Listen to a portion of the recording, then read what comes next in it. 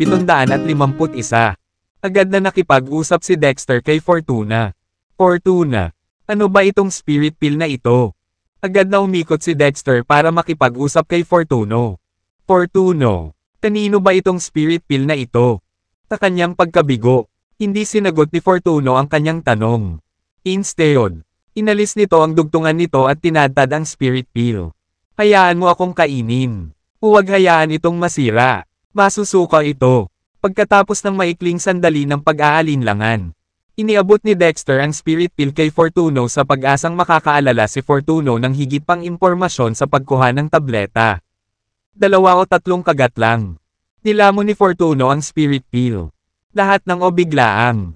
Ang kanyang kilos upward mas malakas o foursome, na sumasalamin sa matinding pag-akyat ng kanyang enerhiya. Nang masaksihan ni Dexter ang epekto ng tableta, tinamantala ni Dexter ang pagkakataon at sinabing, Fortuno, may naaalala ka bang extra information?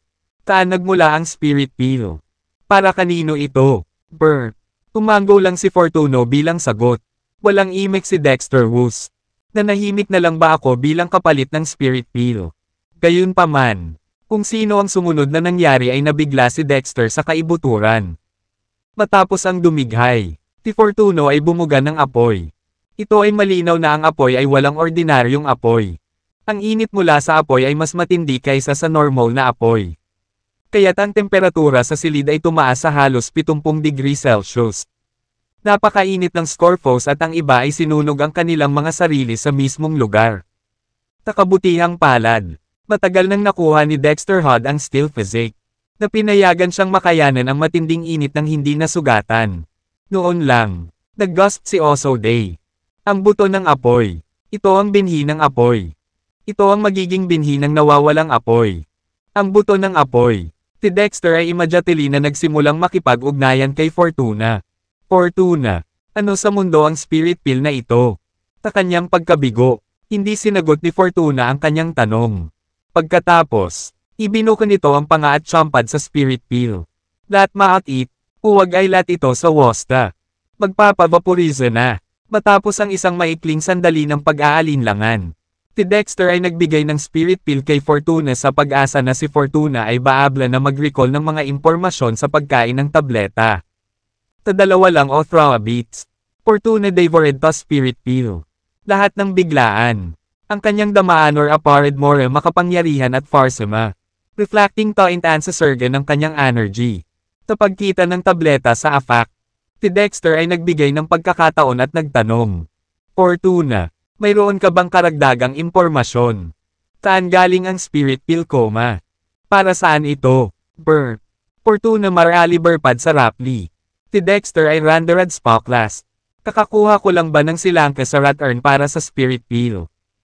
However, what happened next shocked Dexter Tetakora? Pagkatapos ng dumighay, naglabas si Fortuna ng isang flama ng nagngangalit na Fira. Ito ay malinaw na ang Tafira ay hindi ordinaryong Fira. Pahat mula sa Tafira ay higit na more intense kaysa sa isang normal na Fira. Kaya magkano na ang temperatura sa Tarum skyrocketed sa halos save anti-Dagras Celsius. Napakainit kaya sina Scarfaca at authors Bernard Tamsalves sa lugar na iyon. Sa kabutihang palad, si Dexter ay matagal nang nakamit ang style physique na nagpapahintulot sa kanya na makatiis sa extra hot nang hindi nakakakuha ng pinsala.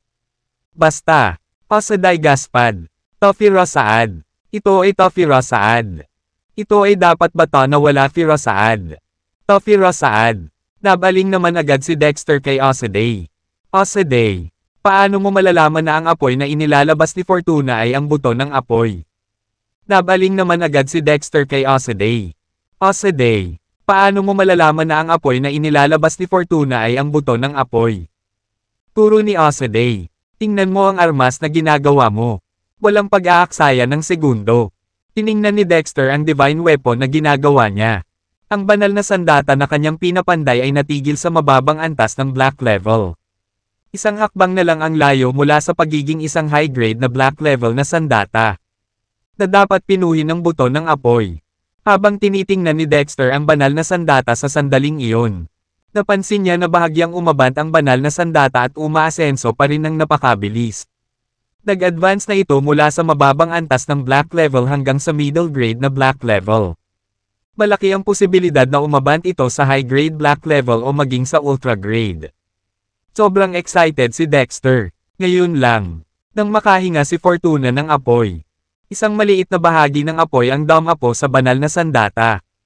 Mula noon, ang banal na sandata ay sumusulong. Kaya, hindi mo ba naisip na inihinga ni Fortuna ang binhi ng apoy? Komento ni Asaday.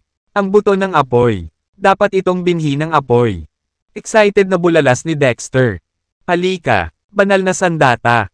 Patuloy na sumulong. Maging isang high-grade black level na armas o kahit isang ultra-grade na armas. Tinong mag-aakala na ang spirit pill ay pinagmumula ng buto ng apoy. Nanatili silang nakatutok sa banal na sandata sa pag-asang aabot ito sa mataas na antas ng black level. Gayunpaman, sa huli, napuno ng kabiguan ang kanilang mga puso. Ang banal na sandata ay tumigil sa pagsulong. Na nananatili bilang isang middle grade na black level na sandata. Agad na binaling ni Dexter ang atensyon kay Osoday. Osoday, paano mo malalaman na ang apoy na inilalabas ni Fortuno ay ang binhi ng apoy? Itinuro ni Osoday, tingnan mo ang gamit mo. Nang walang pag-aalinlangan, tiningnan ni Dexter ang banal na sandata na ginagamit niya sa pag-uukay. Ang banal na sandata na kanyang ginawa ay natigil sa mababang growth na block level. Ito ay isang hakbang na lamang mula sa pagiging isang high growth na block level na armas. Na dapat na pinuhin ng binhi ng apoy. Habang tinitingnan ni Dexter ang Divine Weapon at Thought Moment, napansin niya na bahagyang umuurong ang Divine Weapon HUD at kung saan pa rin umuusad ng high speed. Nag-advance ito mula sa low growth block level hanggang middle growth block level. Mayroong mataas na posibilidad na ito ay lumipat sa high growth block level o kahit na sa ultra growth. Sobrang excited si Dexter. Ngayon lang, nang si Fortuno ay huminga ng apoy. Ang mabangong daungan ng phloem ay tumama sa banal na sandata. Mula noon, ang Divine Weapon Host ay nag-o-advancing. Kaya, hindi mo ba naisip na si Fortuno ang naglabas ng binhi ng apoy? Komento ni Osoday. Ang buto ng apoy. Ito ay magiging binhi ng apoy. Excited na bulalas ni Dexter. Halika, banal na armas. Ituloy ang pag-advancing. Maging o high growth block level weapon o kahit na sa ultra growth weapon. Who would have thought that the spirit pill is a source of the fire seed? Ang dalawa sa kanila ay nanatiling nakalock ang kanilang mga mata sa banal na sandata sa pag-asang babalik ito sa high growth block level. Gayunpaman, sa huli, napuno ng kabiguan ang kanilang mga puso. Ang Divine Weapon sa huli ay huminto sa pag-advancing. Inalis ang Oso middle growth block level weapon. Nabaling naman agad si Dexter kay Osoday. Osoday, paano mo malalaman na ang apoy na inilalabas ni Fortuna ay ang buto ng apoy? Immediately ni Dexter ang kanyang attention kay Osoday. Osoday, paano mo nalaman na ang Tafira Fortuna ay nagbubulong-bulungan ay Tafira Saad? Osoday pointed. Tingnan mo ang ginagawa mo. Nang walang pag-aaksaya ng isang second. Si Dexter ay tumingin sa Divina Weapon ha ay gumagawa. Ang Divina Weapon na pinande ay natigil sa mababang grado na black level. Ito ay isang hakbang lamang ang layo mula sa pagkuha ng isang mataas na grado black level weapon. Na kung saan ay upang barafinad sa pamamagitan ng Tafira Saad. Habang tinitingnan ni Dexter ang Divina na iyon sa moment na iyon. Napag-alaman na ang Divina Weapon ay bahagyang umabangkad at sumusulong pa rin sa mataas na spaad. Nagkaroon ito ng advanced mula low grade black level hanggang middle grade black level. Ang theory ay isang mataas na posibilidad na ito ay mag-advance sa high grade na black level o even sa ultra grade. Dexter was beyond excited. Ngayon lang, nang Fortuna brought Fira, isang maliit na bahagi ng Taflama landad sa Divina Weapon. Ivar Sinkadan. Divina Weapon has been advancing. Kaya, hindi mo ba naisip na ang Fortuna brought out Tafira Saad? Osoday commanded. Tafira Saad. Kailangan ba Tafira Saad? Biglang napasigaw si Dexter. Come on. Divina Weapon. Kaap abante. Become isang high grade black level weapon o even isang ultra grade weapon. Tinong mag-aakala na ang spirit pill ay isang source ng Tafira Saad. Ang dalawa sa mga ito ay nakalock sa Divina na inaasahan na ito ay makakamit ng mataas na grado na black level. Yacht. Into end. Disappointment filled both their hearts. To Divina Weapon ultimately stopped advancing. Ramaining bilang mid-grade black level weapon. Tumaliwanag na bahagi. Kahit na walang gaanong pag-unlad. Hindi bababa sa nakuha nila ang pag-asa na mahanap ang binhi ng apoy. Tumaliwanag na bahagi. Kahit na walang gaanong pag-unlad. Pinag-aralan nila ang pag-asa na mahanap ang binhi ng apoy. Dahil sa pang-engganyo, lumingon si Dexter kay Fortune. Fortune, bigyan mo kami ng kaunti pang buto ng apoy. Maliit lang ang gagawin. Sa kanyang dismay, tinitigan lang siya ni Fortune na may masamang tingin. Yung binhi ng apoy. Tinabi ko sa iyo na wala akong alam tungkol sa binhi ng apoy. Say, Dexter, ano ngayon ko lang nalaman? Bakit may fragrance sa bibig ko? May dinadala ka pa ba? May pinuntahan pa ako. Dexter was at a loss for words. Mukhang bumalik si Fortune sa orihinal nitong walang kaalam-alam na anyo. Hindi sumuko. Ibinaling ni Dexter ang kanyang atensyon sa Muleworth. Dapat alam ng Muleworth ang pinagmula ng Spirit Peel. Hanggat nakakakuha si Dexter ng sapat na mga Spirit Peel, magagawa ni Fortune na huminga ng Fireseed E-Gain. Gamit ang kanyang lakas, pinabilis ni Dexter ang sirkulasyon sa katawan ni Muleworth, na nagpasindek sa kanya sa loob ng ilang segundo. Matapos muling magkamalay, nilingan ni Muleworth ang kanyang paligid at mabilis na naril kung saan siya nangyari. Nang walang kanluran segundo, siya scrambled up mula sa dulo ng sahig God 3D upang tumakbo. Gayunpaman, nakatuon si Dexter ng enerhiya sa Muleworth. Biglang, ang Muleworth ay tila napahawak sa isang tumpok ng pandikit, na hindi makagalaw kahit isang pulgada. Anong nangyayari? Bakit hindi ako gumagalaw? Sino ang nasa likod nito? Bitawan mo ako! Bitawan mo ako! Sumigaw si Muleworth sa devastation. Tirfius, naniniwala ka ba na isusumbong kita kay Commander Williams para maparusahan kanya? Habang sinusubukang tumakas para sa kanyang buhay. Hindi napansin ni Muleworth si Dexter. Tumaliwanag na bahagi, kahit na walang gaanong pag-unlad. Hindi bababa sa nakuha nila ang pag-asa na mahanap ang binhi ng apoy. Nagniningning sa pananabik, lumingon si Dexter kay Fortuna. Fortuna, bigyan mo kami ng kaunti pang buto ng apoy. Kaunti lang ang gagawin. Sa kanyang pagkadismaya, tumingin lang sa kanya si Fortuna na may blankong tingin. Yung binhi ng apoy. Tinabi ko sa iyo na wala akong alam tungkol sa binhi ng apoy. Say, Dexter, anong nakain ko kanina? Bakit may bango sa bibig ko? Meron ka pa ba? Gusto ko pa. Nawala nang masabi si Dexter. Mukhang bumalik na si Fortuna sa orihinal nitong clueless na anyo. Hindi sumuko. Ibinaling ni Dexter ang kanyang atensyon sa Muleworth. Dapat alam ng Muleworth ang pinagmula ng Spirit Peel. Hanggat nakakakuha si Dexter ng sapat na mga Spirit Peel, makakahinga muli si Fortuna ng Fireseed. Sa kanyang lakas, pinabilis ni Dexter ang sirkulasyon sa katawan ni Muleworth, na nagising sa kanya sa loob ng ilang segundo. Matapos magkamalay, nilingan siya ni Muleworth at mabilis na napagtanto kung ano ang nangyari. Walang pag-aaksaya ng isang segundo. Bumangon siya mula sa sahig at naghanda sa pagtakbo. Gayunpaman, itinuon ni Dexter ang isang sinag ng enerhiya sa Muleworth. Kaagad, tila napahawak si Muleworth sa isang tumpok ng pandikit, na hindi makagalaw kahit isang pulgada. Ano ang nangyayari? Bakit hindi ako makagalaw? Sino ang nasa likod nito? Bitawan mo ako! Bitawan mo ako! Muleworth ay sumigaw sa pagkawasak. Scarface, naniniwala ka ba na isusumbong kita kay Commander Cruz para maparusahan kanya? Habang sinusubukang tumakas para sa kanyang buhay, hindi napansin ni Muleworth si Dexter. Tumaliwanag na bahagi, ngunit kahit na hindi gaanong progress, kawakas ay nakuha na niya ang pag-asa na makahanap ng Toffee Rasaad. Bombing sa pag-asa, si Dexter ay lumingon kay Fortuna. Fortuna, bigyan mo kami ng kaunting more ng Toffee Rasaad. Kaunti lang ang gagawin. Sa kanyang pagkadismaya, tinitigan siya ni Fortuna na may blankong stara. Toffee Rasaad. I told you na wala akong alam sa Toffee Rasaad. Sabihin mo, Dexter, ano ang naisip ko ngayon? Bakit parang fragrangka ang tere sa bibig ko? May soma ka pa ba? Gusto ko ng soma mora. Nawala nang masabi si Dexter. Mukhang may returnad ang Liga Fortuna sa orihinal nitong Cloalas na anyo. Hindi sumuko. Pinaling ni Dexter ang kanyang atensyon sa Malworth. Dapat alam ng Malworth ang sorkin ng Spirit Pill. Hanggat si Dexter ay nakakakuha ng kanyang mga kamay sa Anoog Spirit Pills. Fortuna will be able to breathe Firasad again. Dahil sa kanyang energy, pinalakas ni Dexter ang sirkulasyon sa katawan ni Malworth, na nagpagising sa kanya sa loob ng mga seconds. Pagkaraang namulat, si Malworth ay tumingin sa paligid niya at mabilis na nalaman kung ano ang nangyari. Nang hindi nag-aaksaya ng isang second, nag-scrambled siya mula sa sahig at nagmadaling tumakbo.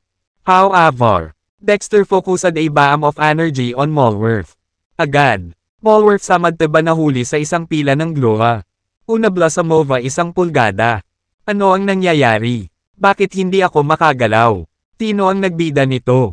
Let me go. Let me go. Malworth sumigaw sa devastation. Scarfaka, bali Ava ka ba na isusumbong kita kay Commander Cruz para maparusahan ka? Habang sinusubukang i-flower para sa kanyang lifa, hindi napansin ni Malworth si Dexter. Tawa ng tawa si Scarface at ang iba pa. Si Commander Cruz ang humiling sa amin na dalhin ka rito. At gusto mo kaming iulat kay Commander Cruz. Napaka-absurd. Naglakad si Dexter sa harap ng Malworth para ipakita ang sarili. Kilala mo ako, Malworth. Isang lamigang bomb-alot sa gulugod ni Malworth habang nablangko ang kanyang isip nang makita si Dexter. Shit, hindi ba ito si Commander Cruz? Bakit nandito si Commander Cruz? Teka, nasa kwarto ako ni Commander Cruz. F***, bakit ako dinala ni Scarface at ng iba pa sa kwarto ni Commander Cruz? Hindi kaya nalantad ang aking tungkulin bilang isang especially iya sa Camp South Master. Napakataas ng posibilidad na iyon. Hindi. Imposible. Naging maingat ako. Walang paraan na nalaman nila. Hindi ako naniniwala. Hindi ako maniniwala. Sa kabila ng pagsisikap na kontrolin ang kanyang emosyon. Nauutol pa rin si Malworth sa harap ni Dexter. Si Commander Cruz, NSTSCU, ay isang karangalan na makilala ka. Nang sinubukang lumuhad ni Malworth, napagtanto niyang hindi siya makagalaw. Samantala, pinagmasdan ni Dexter ang kanyang mga mata sa Malworth. Sa sandaling iyon, naramdaman ni Malworth na tila siya ay binabantayan ng Diablo. Nakakatakot ang titig ni Dexter kaya hindi siya naglakas loob na salubungin ito. Pagkatapos ng maikling sandali ng katahimikan, nagtanong si Dexter, Malworth, paano ko kayo normal na pretuhin pati na rin ang iba pang bahagi ng kampo? Nanginginig sa takot si Malworth. Ginoo, Cruz, para ka na naming kapatid. Walang dapat ireklamo kung paano mo kami tinatreto. Maaari ka pang tawaging magulang namin ng kung ano-ano. Kung ganoon nga, bakit mo pa ako pinagtaksilen? Pinutol siya ni Dexter. Ha, mabilis na umiling si Malworth.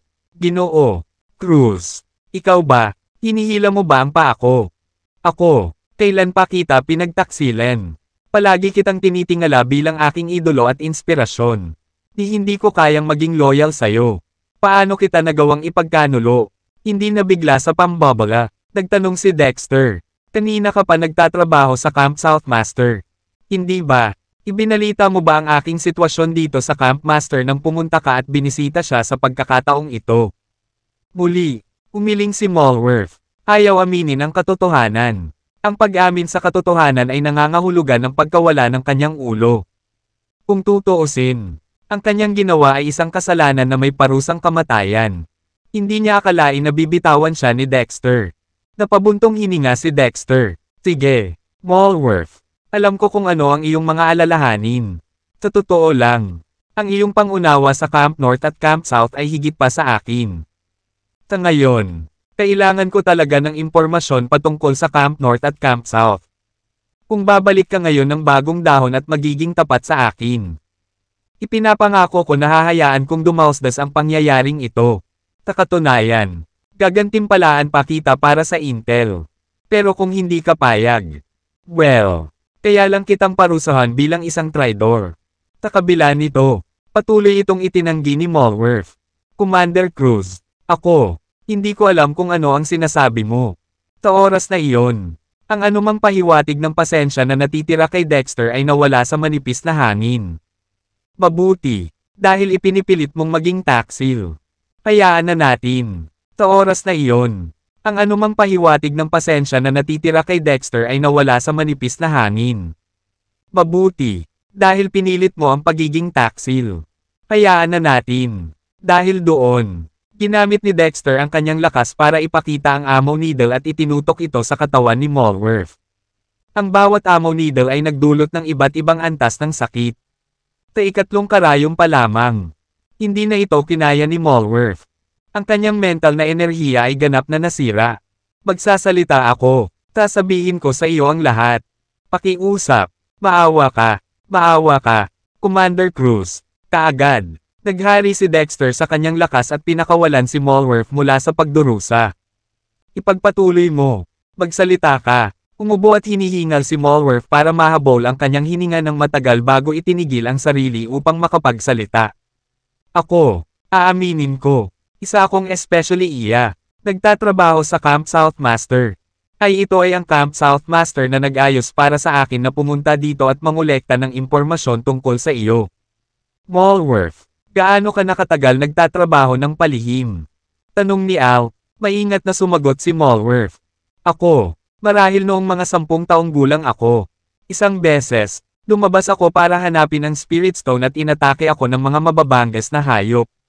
Sa pinakamahalagang sandali, ang Camp South Master ang nagligtas sa aking buhay. Upang ipakita ang aking pasasalamat, tinimulan kong ituring ang Camp South Master bilang aking ninong.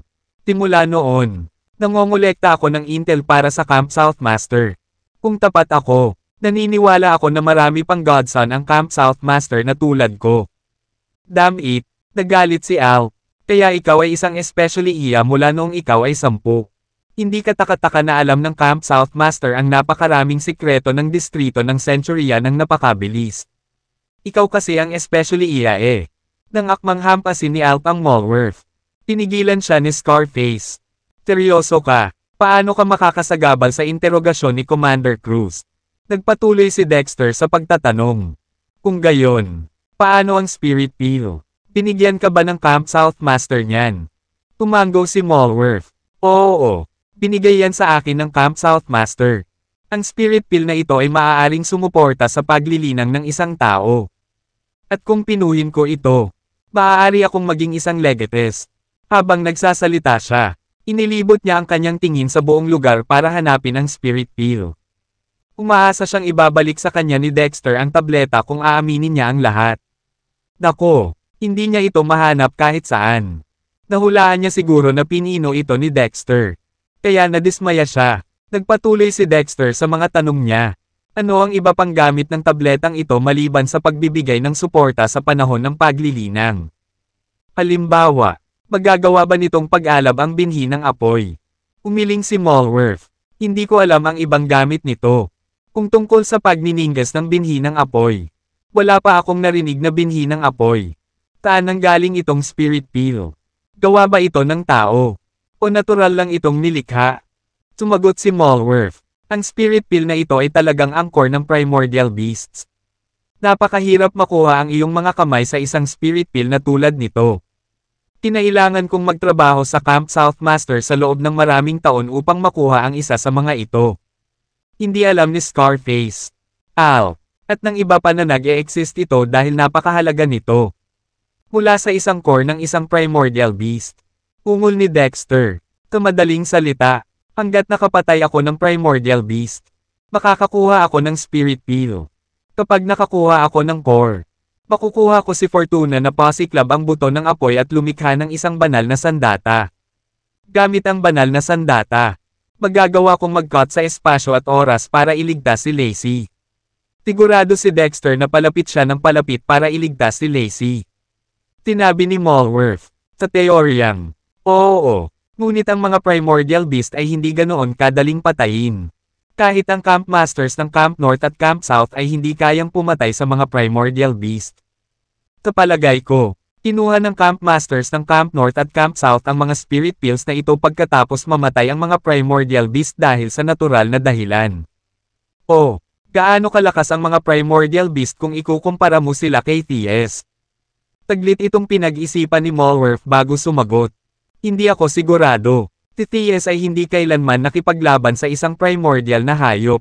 Gayunpaman, Sigurado ako na halos pareho sila ng kapangyarihan dahil ang mga tao sa Thias Island ay nasa ilalim ng Thias habang ang mga primordial beast ay namamahala sa mga beast sa Thias Island. Tumango si Dexter. Sige, naintindihan ko na.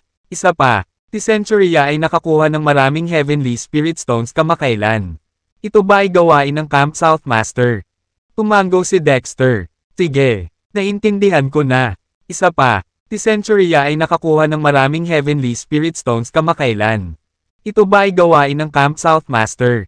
Inihilig ni Malworth ang kanyang ulo. Tama iyan. Ano ang sinusubukang gawin ng Camp South Master? Ang mga hayop ay may hilig na maghanap ng mga Spirit Stone.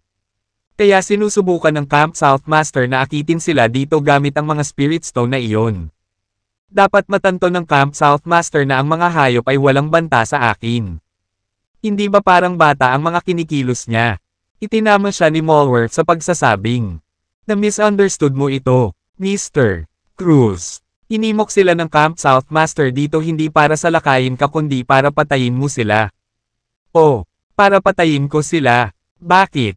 Paliwanag ni Malworth. Ito ay isang panuntunan sa Thias Island. Hanggat nakapatay ka ng 1,000 hayop, lalabagin mo ang panuntunan at gigisingan ang primordial na hayop. Darating ang primordial beast at sasalakayin ka. Nais ng Camp South Master na pumatay ka ng 1,000 hayop upang ang unang hayop ay sundan ka. Mumuso si Dexter. Kahit hindi niya akitin ang primordial beast dito. Hahanapin ko rin. Gayunpaman, dahil handa siyang gamitin ang kanyang mga spirit stones para akitin ito sa akin sa halip. Hahayaan ko siya sa kanyang paraan. Paano ko kukunin ang spirit pill at buto ng apoy para makagawa ng banal na sandata nang wala ang primordial beast?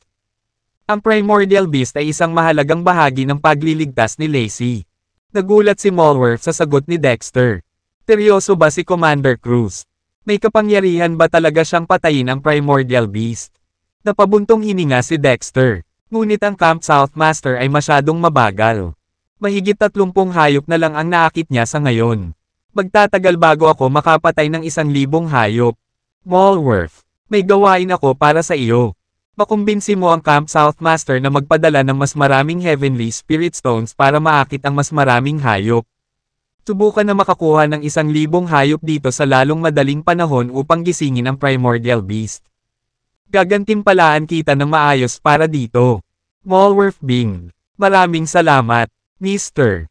Cruz. Lumingon si Dexter kay Scarface at sa iba pa. Binigyan mo ako ng mahalagang impormasyon sa oras na ito. At gagantimpalaan din kita para dito. Hanapin ang Phoenix at kumuha ng 2 buwang halaga ng pagkain.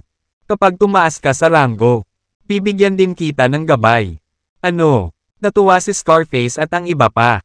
Hindi lamang sila makakatanggap ng 2 buwang halaga ng pagkain.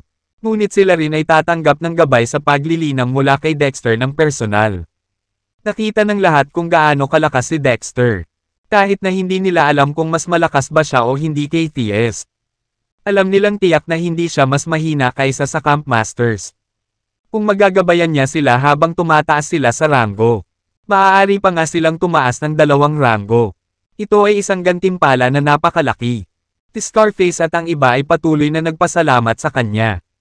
Sabi ni Dexter, narinig mo ang sinabi ni Malworth. Mula ngayon, ang Camp South Master ay maghahadjas ng higit sa 1,000 Heavenly Spirit Stone sa distrito ng Centuria. Siguraduhin kunin ang mga ito sa lalong madaling panahon at ibigay ang mga ito sa akin. Roger yan. Sumagot si Scarface at ang iba pa. Sa Camp South, ipinatawag muli ng Camp South Master ang kanyang pinagkakatiwalaang subordinate, si Sunshade, 1/3. Lumuhad sa harap ng Camp South Master. Nagtanong si Sunshade, Guro, ano ang maitutulong ko sa iyo? Sumagot ang Camp South Master. Ang distrito ng Centuria ay inatake kamakailan ng 30 hayop. Tama ba? Tumango si Sunshade. Oo. Gaano katagal bago sila makapatay ng 1,000 hayop sa ganitong bilis? Madaling salita, tinabihan ng Camp South Master si Sunshade na mangakit ng mas maraming hayop sa distrito ng Centuria. Gayunpaman, hindi siya maaaring direktang tungkol dito. Dahil napagkasundoan nila ni Quinlan ito. Agad na iniangat ni Sunshade ang kanyang ulo. Naiintindihan. Tumango ang Camp South Master bilang kasiyahan. Tumakbo ka na ngayon. Si Sunshade ay isang mahalagang miyembro noon dahil matalino siya para maunawaan ang mga pangunahing mensahe sa kanyang mga salita. Mukhang tama ang una niyang pinili. Sa pagkakataong ito, kinuha ng Sunshade ang 50 Heavenly Spirit Stones. Ang dami ng Heavenly Spirit Stones ay tiyak na makakaakit ng hindi bababa sa 100 hayop sa distrito ng Centuria. Sa katunayan, maaari itong makaakit ng higit pa kaysa doon. Sa lalong madaling panahon, 1,000 hayop ang maaakit sa base. Sa ikatlong araw pagkatapos ng anunsyo ni Dexter, naramdaman ni Scarface at ng iba pa ang presensya ng Heavenly Spirit Stones. Sa ikatlong araw pagkatapos ng anunsyo ni Dexter, naramdaman ni Scarface at ng iba pa ang presensya ng Heavenly Spirit Stones. Dali-dali nilang hinanap ang mga ito at ibinigay kay Dexter. Napabuntong hininga si Dexter habang nakatingin sa kaawa-awa na 50 Heavenly Spirit Stones. 50 bato lang ang nandito. 50 hayop lamang ang maaakit. Kung gayon, gaano katagal bago dumating ang 1,000 hayop? Kailan sa wakas darating ang Primordial Beast? Iniisip pa nga ni Dexter na ilipat ang base sa Beast District kung masyadong mabagal ang mga nangyayari. Sa ganoong paraan, araw-araw silang aatakihin ng mga hayop. At hindi magtatagal, papatayin niya ang 1,000 hayop. Tinabi ni Dexter sa Scarface. Sabihin mo kay Soul Wolf at sa iba pa na pumunta sa akin. Sabihin mo sa kanila na mayroon akong mahalagang gawain para sa kanila. Naiintindihan. Masiglang tumango si Scarface. Si Soul Wolf at ang iba pa ay kasalukuyang nagpino ng espiritual na bakal sa lugar ng imbakan ng Spirit Stone. Ngunit si Dexter ay hindi kulang sa espiritual na bakal sa ngayon. Ang gusto niya ay gumamit ng Heavenly Spirit Stones para gumawa ng Earth level na Divine Weapon.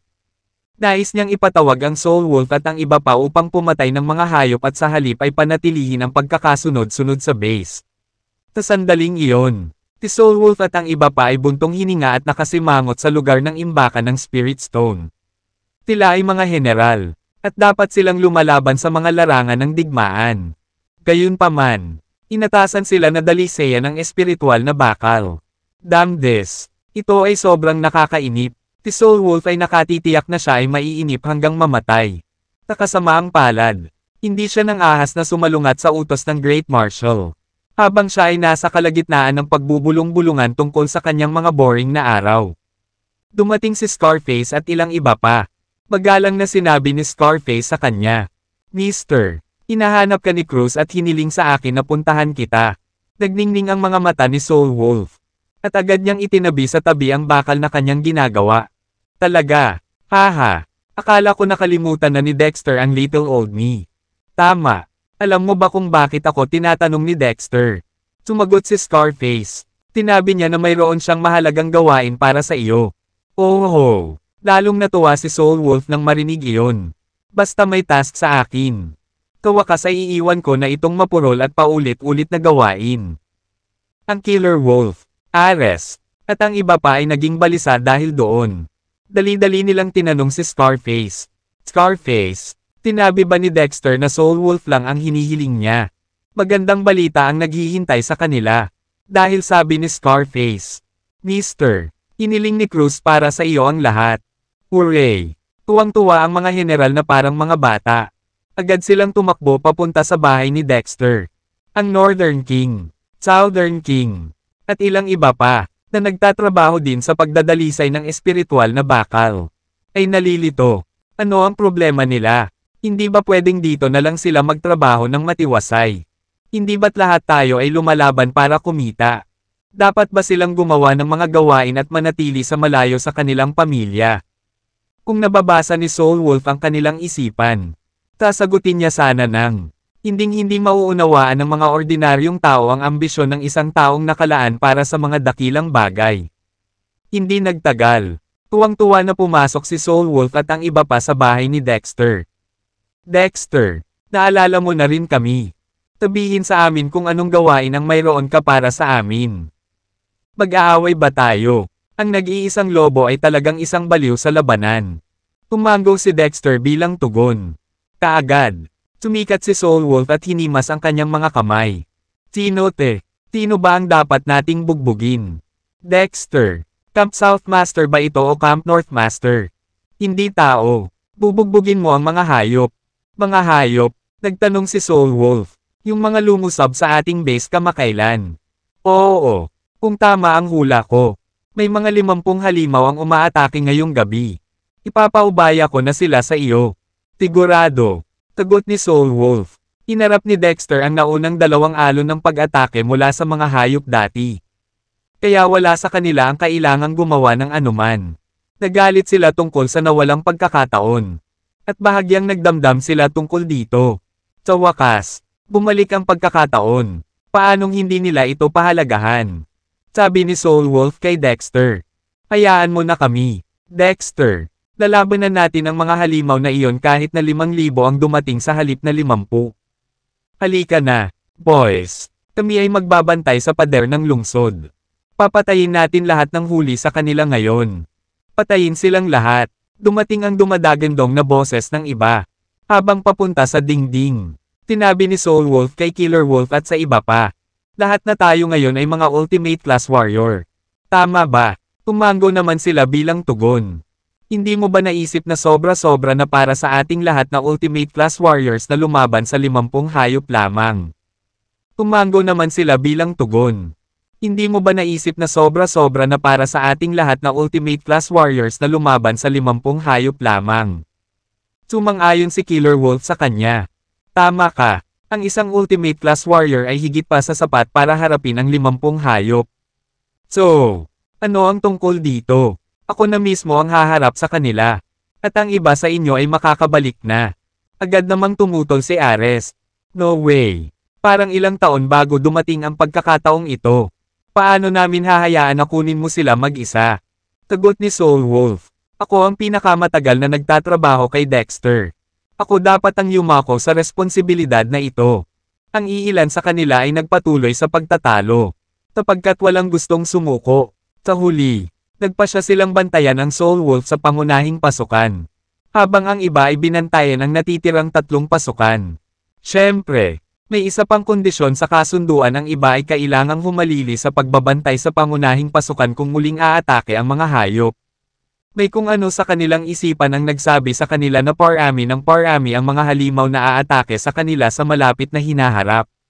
Ang mga gwardya, na armado hanggang sa ngipin, ay same time na naghihintay sa itaas ng pangunahing pasukan. Higit pang mga gwardya ang itinalaga sa pader sa itaas ng pasukan pagkatapos ng nakaraang 2 round ng pagsasanay. Higit pa rito, ang kanilang mga gears ay na-upgrade. Sa katunayan, 5 legates ang itinalaga sa pader ng lungsod.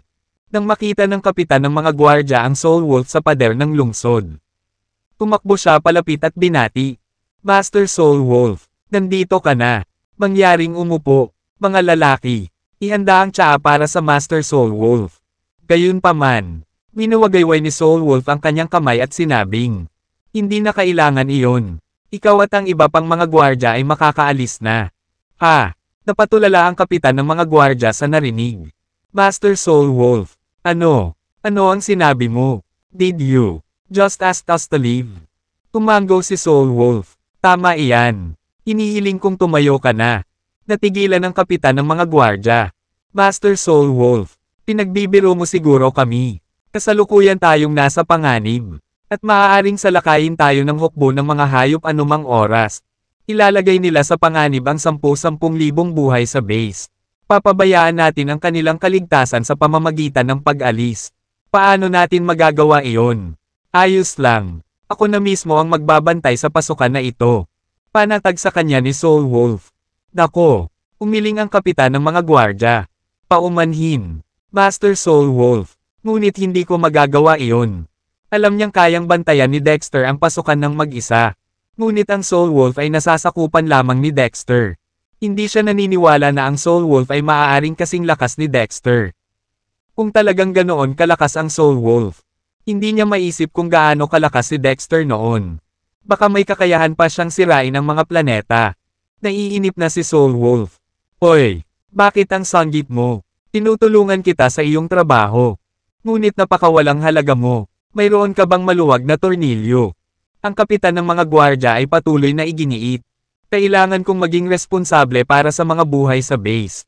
Kaya hindi ako dapat umalis sa aking posisyon. Sige, Maaari kang manatili.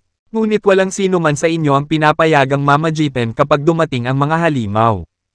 Akin na silang lahat. Natahimik ang kapitan ng mga gwardya sa utos ni Soul Wolf. Saan ka kumuha ng tiwala para sabihin yan?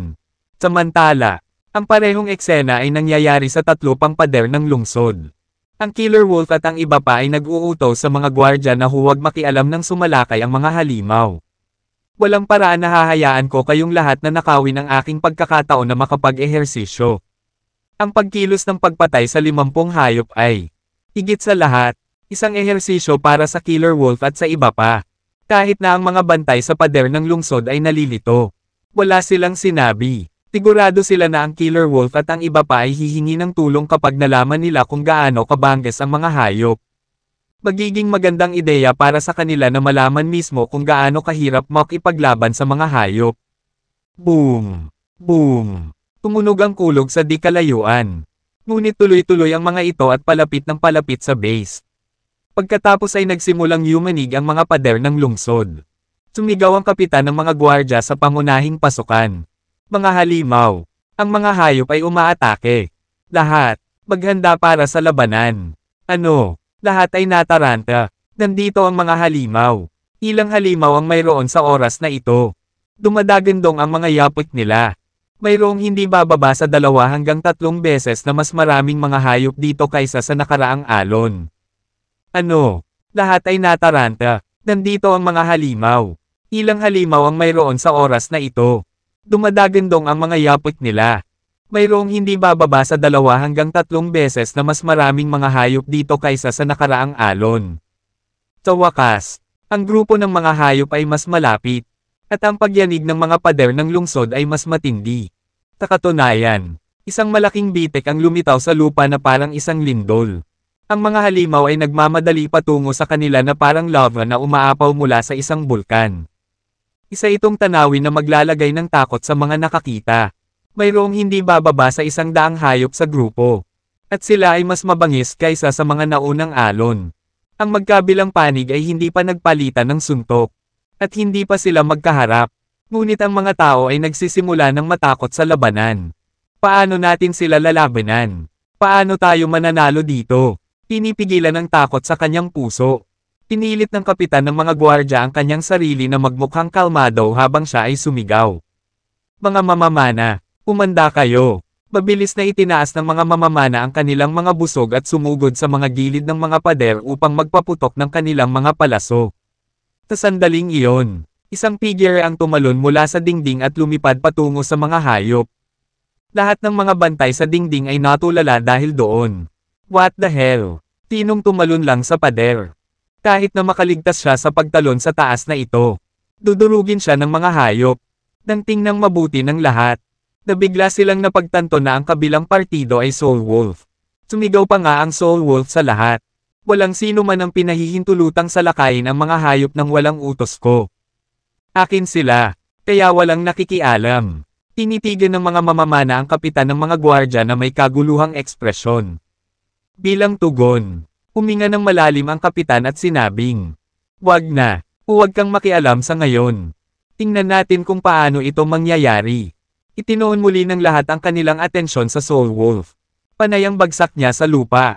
Sa paglapag, inilunsad ni Soul Wolf ang sarili sa direksyon ng mga hayop. Haha, ililibang ko kayo ngayon. What the H**le? Nagulat ang lahat dahil tila pinaplano ni Soul Wolf na singilin ang mga hayop ng direkta. Ang pinakamalaking lakas ng mga hayop ay walang iba kundi ang kanilang malalaki at matitigas na katawan.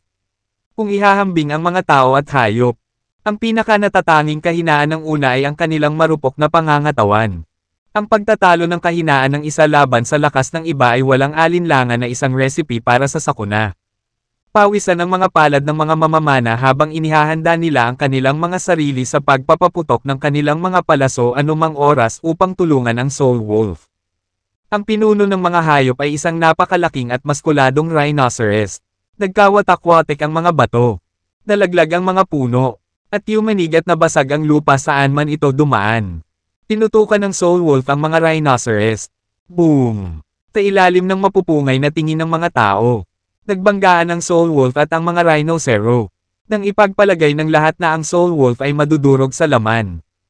Ang mga Rhinocero ay umungol at lumipad pabalik. When everyone looked closely, they realized with a shock that the other party was Soul Wolf. Soul Wolf even bellowed at everyone. No one is allowed to attack the beasts without my order. They're mine. So no one interfere. The archers jizzed at the Septine of birds with troubled expressions. In response, the Septine took a deep breath and said, "Never mind. Don't interfere for now. We'll see how it goes." Everyone refocused their attention on Soul Wolf. He landed steadily on the ground. Upon landing, Soul Wolf launched himself in the beast's direction. "Hehe. I shall entertain you, Pop Stody." But the H***ly.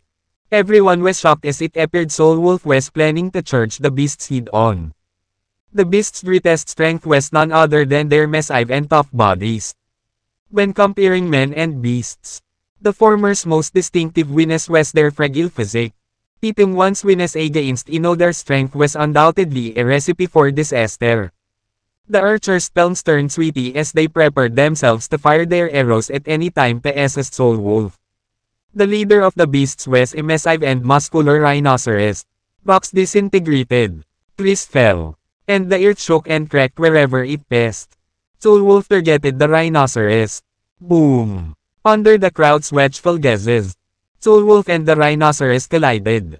Right when everyone assumed Soul Wolf would be crushed into a pool, the rhinoceros grunted and flew backward. Sa huli, bumagsak ang mabigat na katawan ng rhinoceros sa isang malaking puno. Nabali at bumagsak ang puno sa lugar. What the F***? Sunod-sunod na mga tandang ang umalangaw-ngaw sa hangin. Isang tao ang nanalo laban sa isang makapangyarihan. Mabangis na hayop sa isang sagupaan. At napaatras pa niya ang mga rhinocero. Ang pinakamahalaga, ang Soul Wolf ay hindi nagdusa ng kaunting pinsala. Ang pagliko ng mga pangyayari ay lubos na kabalbalan. Nagtaka pa nga ang karamihan sa mga nanunood kung pinaglalaroan ba sila ng kanilang mga mata. Sa sumunod na sandali, pinalibutan ng grupo ng mga hayop ang Soul Wolf. Hinawakan niya ang isang higanteng sawa sa buntot nito at inihampas ang ahas na parang latigo. Ang mga ligaw na hayop sa paligid niya ay pinalipad, pinatay, o pinutol sa kalahati pagkatapos matamaan ng sawa. Kasunod nito, ang alikabok na Soul Wolf ay bumagsak dahil sa kanyang marahas na paggalaw ay ganap na pinaulap ang larangan ng digmaan. Na naging dahilan upang hindi makita ng iba ang patuloy na laban. Gayunpaman, paminsan-minsan, ang ilang mga halimaw ay itatapon sa labanan. Ang kanilang mga katawan ay duguan at pira-piraso. Isang katlo ng daang hayop na hukbo ang sumalakay sa pangunahing pasukan ng lungsod habang ang iba ay nakakalat sa natitirang tatlong direksyon. Ang mga sitwasyon sa iba pang tatlong lugar ay katulad ng sa Soul Wolf. Ang mga ulap ng alikabok ay kumulo sa hangin habang nagpapatuloy ang matinding labanan. Pagkatapos lamang ng 5 minuto, katahimikan ang namayani. Hindi mabilang na mga bangkay ng hayop ang nagkalat sa lupaing malapit sa kampo ng Centuria. Karamihan sa mga hayop ay patay na, habang ang ilan ay halos hindi kumapit sa buhay. Nawalan ng kakayahang lumaban o kahit na tumayo. Ang mga ulap ng alikabok ay nananatili sa hangin. Na tinatakpan ang gitna ng larangan ng digmaan mula sa paningin. Nang tumira ang alikabok, napansin ng lahat ang Soul Wolf na nakatayo sa gitna ng field. Malinis at maayos pa rin ang kanyang damit. Nakangiti siya at mukhang walang sugat. Maging ang kanyang buhok ay nanatiling maayos na nakasuklay. Palibhas ay medyo nasisiyahan matapos makisali sa nakakapanabak na laban. Napangiti si Soul Wolf mula tenga hanggang tainga. Gayunpaman, sa opinyon ng mga hayop, ang kanyang ngiti ay mas mapanganib kaysa sa isang demonyo. Pinagmasdan niya ang paligid at nagtanong. Yun lang, hindi pa sapat ang saya. Lumapit ka ulit sa akin. Ang ilang mga hayop sa malapit sa kanya, na ang buhay ay nakabitin sa pamamagitan ng isang sinulid, ay tila naiintindihan ang Soul Wolf. Katutubo silang umatras, gustong lumayo sa kanya. Tumulong si Soul Wolf at pinabot ang mga tumatakas na ligaw na hayop. Ang daming basura. Nang mapansin na hindi na kayang makipaglaban ng mga hayop, umiling si Soul Wolf at bumantong hininga. Hindi ko pa naiinitin ang katawan ko. Lahat ng tao sa pinangyarihan ay lubos na namangha. At tumibok ang kanilang mga puso matapos nilang masaksihan ang nangyari. Brutal. Masyado siyang brutal. Naiisip lang nila na gamitin ang salitang brutal para ilarawan ang Soul Wolf sa sandaling iyon. Inalis ni Dexter ang mga umaataking hayop gamit ang kanyang lakas sa pamamagitan ng casual na pagwagayway ng kanyang kamay. Bilang resulta, ang kanyang estilo ng pakikipaglaban ay hindi gaanong nakakaapekto sa paningin. Ang kahangahangang pisikal na husay ni Soul Wolf ay nag-iwan ng magandang impresyon sa lahat. Hindi namamalayan ng karamihan na siya ay mas malakas kaysa kay Dexter. Inisip nila kung ang katawan ni Soul Wolf ay talagang isang makina. Tinawin niya ang kanyang kamay sa lahat. Tama na. Kayong lahat, itigil ang panunood. Magmadali at kolektahin ang mga ligaw na hayop. Maaari tayong magpista ng inihaw na karne ngayong gabi at magsaya sa ating sarili hanggang sa nilalaman ng ating puso. Ilang saglit na katahimikan ang namayani bago nagsisigawan ang mga tao. Hooray! Mabuhay si Commander Cruz! Mabuhay Master Soul Wolf! Mabuhay ang Master Killer Wolf! Mabuhay Master Ares! Sa nakaraan, ang mga taong iyon ay hindi man lang makakain ng buo. Gayunpaman, hindi lamang nila nagawang lutisin ang kakulangan ng supply ng pagkain ngayon. Ngunit maaari rin silang kumain hanggat gusto nila. Kumain ng inihaw na karne. At mapabuti ang kanilang pamumuhay. Para silang namumuhay ng marangya at walang pakialam. Matapos matiyak na ang labas ng mundo ay ligtas, ang mga mamamayan ay lumundag palabas upang tipunin ang mga bangkay ng mga hayop. Upang maging mas tumpak, iyon ay mga kakaibang delicacy sa kanila. Tinitik ni Soul Wolf ang kanyang mga daliri. Magtipon kayo para makapagsumbong tayo kay Dexter. Naglakad si Killer Wolf at ang iba pa papunta sa Soul Wolf habang walang tigil na nagrereklamo. The Asterisk Man 8, napakakaunti sa mga halimaw na iyon. Masyadong mababa ang kill count ko. Pakiramdam ko naubusan na tayo ng kalaban bago pa man ako magseryoso. Pumatay lang ako sa kanila. Hindi man lang lumuwag ang mga kalamnan ko. Medyo mas maganda ako sayo. Nakapatay ako ng 20 hayop. Ang pinakanatuwa ay walang alinlangan na Soul Wolf. Nakapatay ka ng hindi bababa sa 30 ligaw na hayop. Sa palagay ko, Soul Wolf's impressive physical prowess left a great impression on everyone. The crowd even subconsciously assumed he was stronger than Dexter. They wondered if Soul Wolf's body was actually a mechine. He waved his hand at everyone. That's enough. All of you. Stop watching. Hurry up and collect these wild animals. We send feast on barbecued meat tonight and enjoy ourselves to our heart's content. A few moments of silence ensued before the crowd erupted with cheers. Hooray! Long live Commander Willings! Long live Master Soul Wolf! Long live Master Killer Wolf! Long live Master Ares! In the past, those people couldn't even have a full meal. However, not only did they manage to solve the shortage of food supply now, but they could also eat as much as they desired, consume barbecued meat, and improve their lifestyle. It was as if they were leading a luxurious and carefree life. After ascertaining the outside world was safe, the citizens surged outward to gather the beast carcasses. To be more precise, those were exotic delicacies to them. Soul Wolf snapped his fingers. Gather arrow and so we send report to Dexter. Killer Wolf and the others walked up to Soul Wolf while complaining incessantly. The Asterisk Man 8, there are too few of those beasts. My kill count is too low. I feel like we ran out of enemies before I could even get serious. I only killed 10 of them. My muscles aren't even loosened up. I'm slightly better than you. I killed 20 beasts. The one who had the most fun is undoubtedly Soul Wolf. You slaughtered at least 30 wild animals. I reckon. The Asterisk Man 8, bakit lahat kayo nagseselo sa akin? Makakaipon ka ng mas mataas na bilang ng mamamatay kaysa sa akin kapag itinalaga kita na bantayan ang pangunahing pasukan ng lungsod sa susunod na pagkakataon. Ang ilang mga lalaki ay nasisipsip sa kanilang pag-uusap. Lubos na walang pakialam sa ilang mga malabata na babae na nakatingin sa kanila ng may paghanga at pagsamba. Ang mga batang babae ay nagbubulungan at nagdaldalan sa isa't isa, na tila nag-uusap ng isang bagay. Sa huli, naglakas loob ang isa sa mga babae at nilapitan si Soul Wolf matapos makumbinsi ng kanyang mga kaibigan. Isinuot niya ang kanyang panyo sa kamay nito bago nahihiyang umalis. Natarante si Soul Wolf. Hindi niya maintindihan kung bakit binigay sa kanya ng dalaga ang kanyang panyo. Gayunpaman, Ginamit niya iyon para punasan ang pawis sa kanyang noo. Agad naman siyang pinigilan ni Ares. Hoy, pwede bang maging mas sensitibo ka? Sumagot si Soul Wolf. Sensitive. Hindi ako sensitive. Pinatay ko ang mga halimaw na iyon nang hindi tinamaan. Natahimik si Ares. Seryoso. Hindi ko matiis ang kamangmangan mo. Inihiling ko sa iyo na maging mas mataktika sa halip na sabihin na madali kang masaktan. Alam mo ba kung bakit binigay sa iyo ng babae ang panyo niya? Sumagot si Soul Wolf. Tapalagay ko ito ay para sa akin upang punasan ang aking pawis. Kalokohan. Interesado siya sa iyo, kaya niregaluhan kanya ng kanyang panyo. Iyon ang tradisyon nila dito. Maaari mong itago ang panyo kung balak mong tanggapin ang kanyang pagmamahal.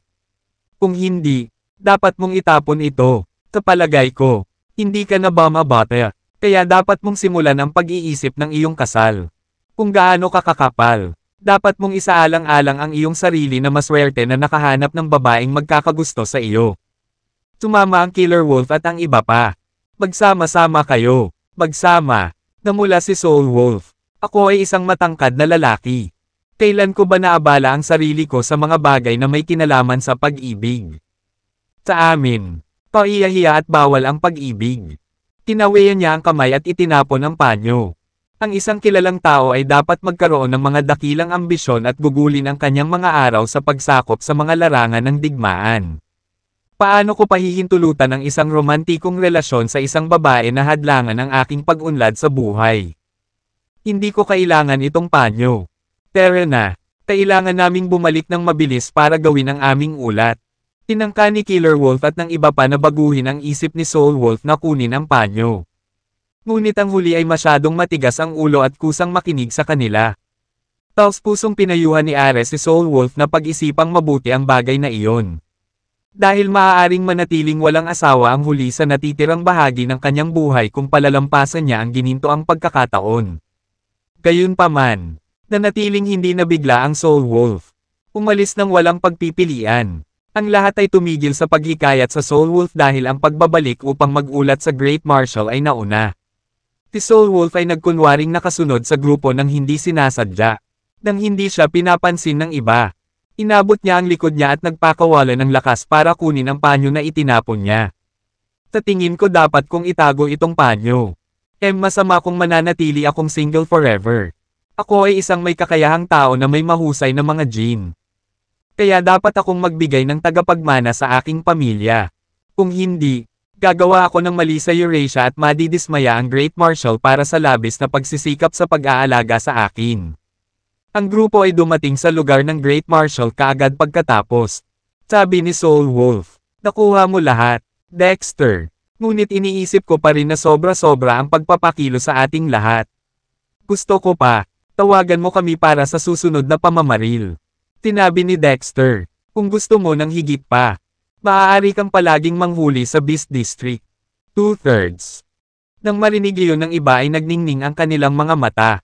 Sigurado ka, Dexter, gusto kong manghuli sa Beast District. So kailan tayo pupunta? Ngayon. Tara na.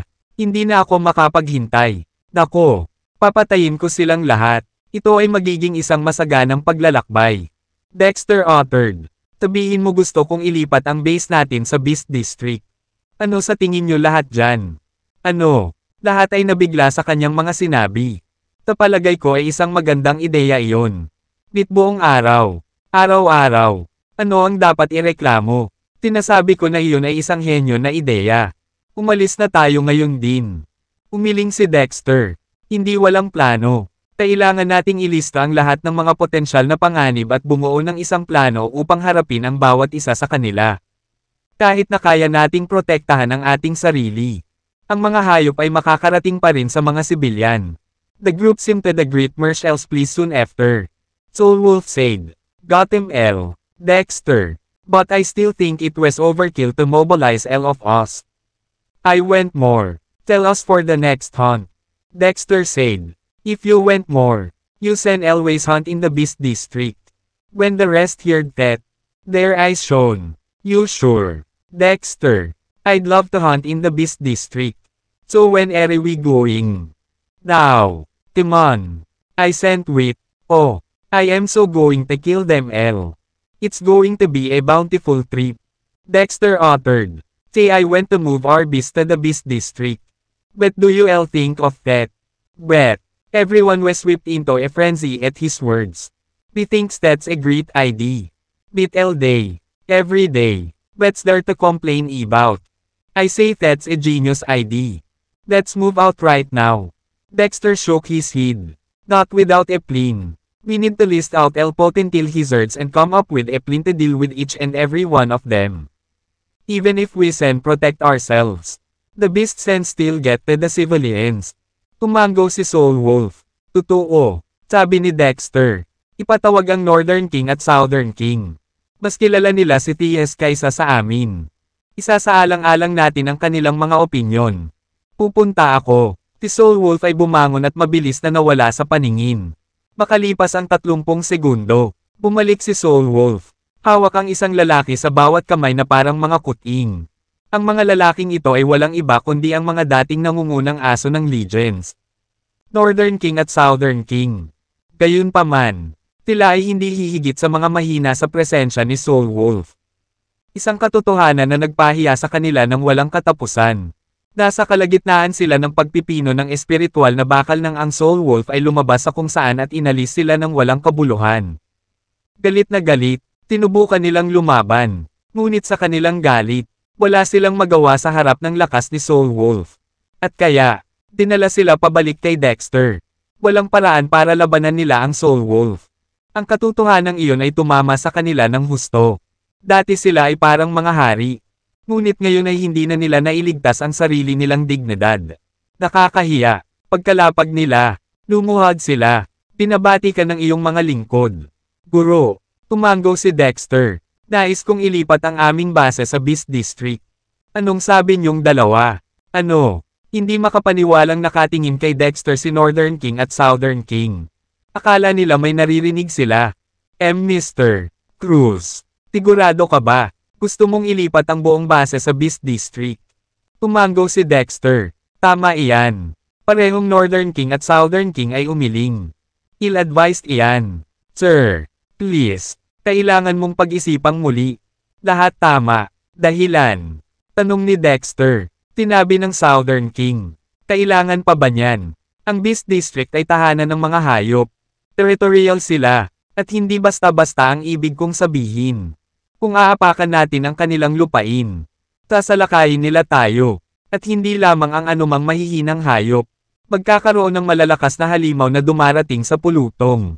Hindi natin malalaman ang kapayapaan. Sa pinakamagandang senaryo, maaaring mawala sa amin ang kalahati ng aming mga tropa. Lahat sila kung nasa worst case scenario. Tinabi ng Northern King. At kung magtatatag tayo ng isang base sa distritong iyon, magtatayo tayo ng isa pang kampo. Iyon ay nagbibigay sa ibang mga kampo ng dahilan para atakihin tayo. Isang halimaw na pag-atake at pagkubkob sa kampo ang sisira sa ating lahat. Nagtataka, nagtanong si Dexter. Teka, so kung sakupin natin ang distritong iyon, kailangan nating magtayo ng kampo. Kaya ang parehong camp masters ay nagtayo lamang ng kanilang mga kampo dahil mayroon din silang teritoryo sa Beast District. Tumango si Southern King. Oo, mumisi si Soul Wolf. Kaya sinasabi mo na ang Camp North at Camp South ay maaaring magtatag ng kanilang sarili. Ngunit si Dexter ay hindi. Tinusubukang sabihin na mas mahina siya kaysa sa kanila. Ikaw ba? Hindi. Siyempre hindi. Umiling si Southern King. Noong itatag nila ang kanilang mga kampo. Ang mga hayop ang kanilang tanging kaaway. Bukod doon, nagkaroon sila ng malaking team. Nagsakripisyo sila ng maraming tao para makabili sa lupaing ito. Gayunpaman, kung susubukan nating magtatag ng isang kampo, hindi lang ang mga hayop ang magiging problema natin. Susundan din kami ng Camp North at Camp South. Kahit na makapagtatag tayo ng isang kampo, mawawalan tayo ng maraming lalaki para gawin iyon. Tumango si Dexter. Nakita ko, pero huwag kang mag-alala. Haharapin natin ang mga hayop at ang mga kampo na iyon. Siguraduhin lamang na ang aming base ay tumatakbo gaya ng dati habang kami ay nakikitungo sa kanila. Si Northern King at Southern King ay nakatingin kay Dexter na nagtataka.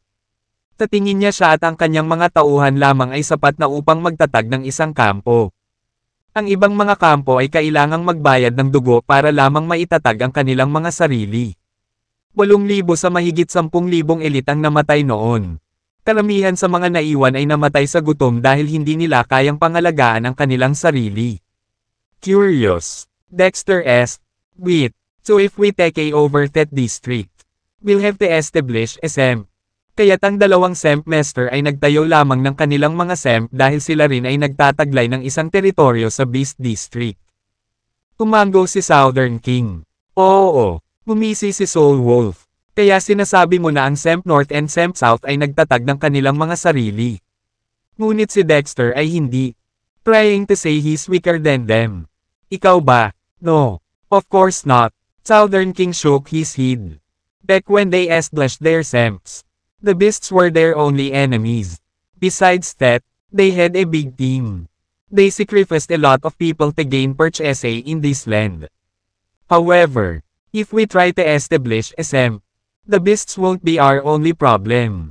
SEMP North and SEMP South will come after us too. Even if we do manage to establish a SEMP, we'll lose a lot of men to do so. Dexter nodded. I see. But don't worry. We'll deal with the beasts and those SEMPs. Just make sure our beast is running as usual while we're dealing with them. Northern King and Southern King stared at Dexter curiously. He thinks he and his men alone are enough to establish a SEMP. The other SEMPs had to pay in blood just to establish themselves. 8,000 out of more than 10,000 elites died back then.